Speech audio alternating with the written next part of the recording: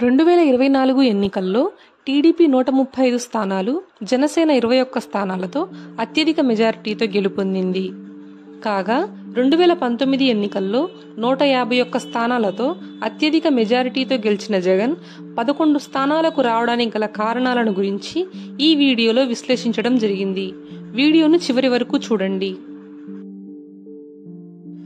Job calendar.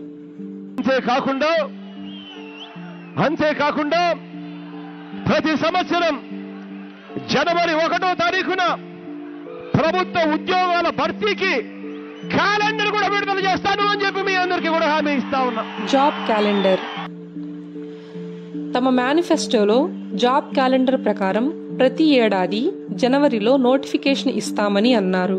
కానీ 5 సంవత్సరాల్లో చెప్పుకోదగ్గ నోటిఫికేషన్స్ ఏమీ రిలీజ్ చేయలేదు.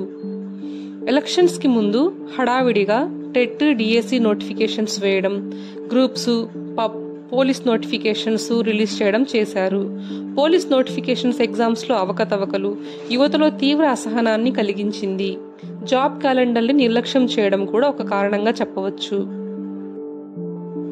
మేనిఫెస్టోలో పెద్దగా మార్పులు లేకపోవడం. ఈసారి మేనిఫెస్టోలో పెద్దగా మార్పులు లేకపోవడం కూడా వైఎస్ఆర్సీపీ ఓటమికి కారణంగా చెప్పవచ్చు. అదే మేనిఫెస్టోను కంటిన్యూ చేయడం కూడా చాలా ప్రభావాన్ని చూపించింది. నెక్స్ట్ వచ్చేసి కుటుంబ కలహాలు. వైఎస్ఆర్ షర్మిల తన సొంత అన్నకి పోయినసారి ఎన్నికల్లో ఉన్నంత సపోర్ట్ అనేది ఈ ఎన్నికల్లో లేకపోగా పరస్పర మాటల యుద్ధానికి దిగారు. రాజశేఖర రెడ్డి గారి కుటుంబం చీలింది అంటే అది చేతులారా చేసుకున్నది జగనన్న గారు. దీనికి సాక్ష్యం నా తల్లి విజయమ్మ, రాజశేఖర రెడ్డి గారి భార్య. చంద్రబాబు అరెస్ట్.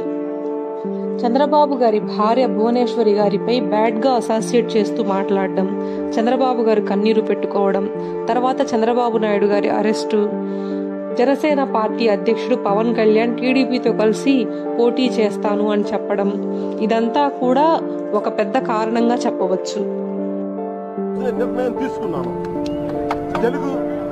జనసేన, తెలుగుదేశం కలిసి వెళ్తాయి వచ్చే ఎన్నికల్లో. ఇది మా ఇద్దరి భవిష్యత్తుకు సంబంధించింది కాదు, మా ఇద్దరి భవిష్యత్తుకు సంబంధించి ఆంధ్రప్రదేశ్ భవిష్యత్తుకు సంబంధించింది. కొంతమంది మంత్రుల భాష మరియు వారు వేరే ఆడవారితో కల వ్యక్తిగత వీడియో, ఆడియోలు వైరల్ అయ్యాయి. అయినా వారిపై ప్రభుత్వం అనేది డిసిప్లిన్ యాక్షన్ ఏమీ తీసుకోలేదు.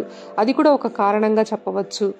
మంత్రులు కొంతమంది హుందాగా ప్రవర్తించలేదని జనాల్లో కూడా ఎమ్మెల్యే సీట్లు మార్చి కొత్త వారికి పార్టీ టికెట్లు ఇవ్వడం, దానివల్ల ఓట్లు వస్తాయా అంటే తనని చూసి ఓటు వేస్తారని, ఎమ్మెల్యేలను చూసి కాదని ఒక ఇంటర్వ్యూలో జగన్ స్వయంగా చెప్పారు.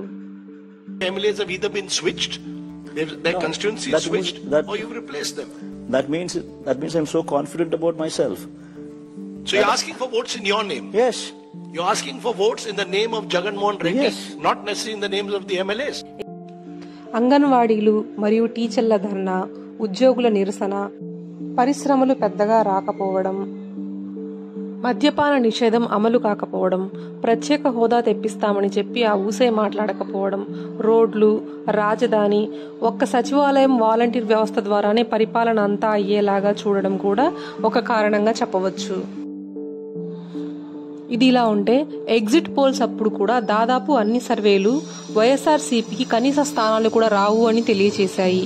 ఎప్పుడూ జరగని విధంగా ఈసారి ఎన్నికలలో ఎక్కువ ఓటింగ్ శాతం అనేది నమోదు అయింది.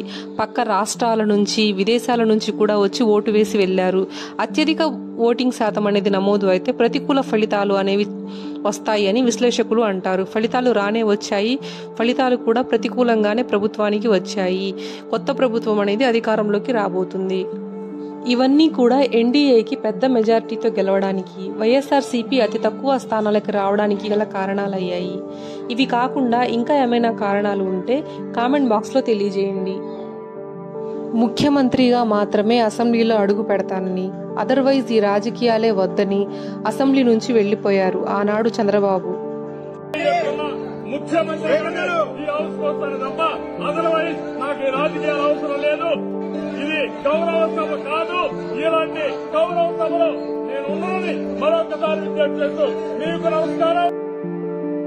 ఇప్పుడు మళ్లీ త్వరలో ముఖ్యమంత్రిగా ప్రమాణ స్వీకారం చేయబోతున్న చంద్రబాబు నాయుడు గారికి అభినందనలు, శుభాకాంక్షలు తెలియజేస్తూ థ్యాంక్ యూ, నమస్తే. వీడియో నచ్చితే లైక్, షేర్, సబ్స్క్రైబ్. మేము విశ్లేషించిన కారణాలు కాక మరే ఇతర కారణాలు వైఎస్ఆర్సీపీ ఓటమికి కారణమై ఉంటాయో అనేది కామెంట్ బాక్స్ లో తెలియజేయండి.